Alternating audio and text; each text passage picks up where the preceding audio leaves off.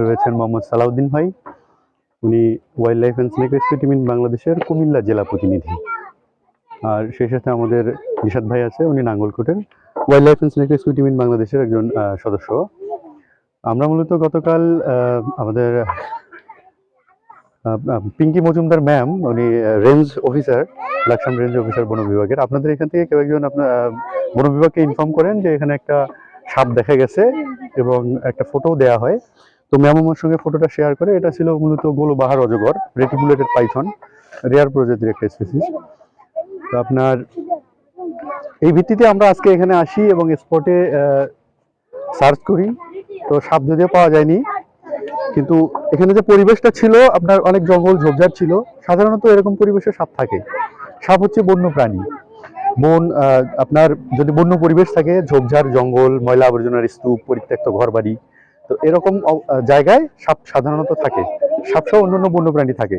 তো as usually আপনি যদি এইসব জায়গাগুলো আপনাদের বাড়ির আশেপাশে এরকম ময়লা আবর্জনার স্তূপ থাকে, এগুলো পরিষ্কার পরিচ্ছন্ন রাখেন, বা ঝোপঝাড় জঙ্গলগুলো পরিষ্কার রাখেন, সেক্ষেত্রে সাপসহ অন্যান্য বন্য প্রাণী থাকবে না। সাপ সাধারণ ভালো জায়গায় কিন্তু থাকবে না। এরা মূলত বন্য পরিবেশ পাইছে বইলাই এরকম একটা জায়গায় তারা আইসা থাকা শুরু করছে। তো এই জায়গাগুলো যদি আমরা পরিষ্কার পরিচ্ছন্ন রাখি, সেক্ষেত্রে কিন্তু সাপ থাকবে না। আচ্ছা, আমি একটা জিনিস জানতে চাই আপনার কাছে, যে এটা তো একদম গ্রাম অঞ্চল, যে এখানে এই সাপ কিভাবে আসলো বা কোথা থেকে আসলো বা এখানে উৎপাদ কিভাবে আসলো, এটা ধারণা কি আপনার সম্পর্কে ধারণা কি? সাপ বলতে যে সাপটার ছবি দেখানো হয়েছে, ফটো দেওয়া হয়েছে, এটা থাকা মানে খুব টাফ। এটা আসলে অ্যাকচুয়ালি কুমিল্লায় এই সাপ নাই।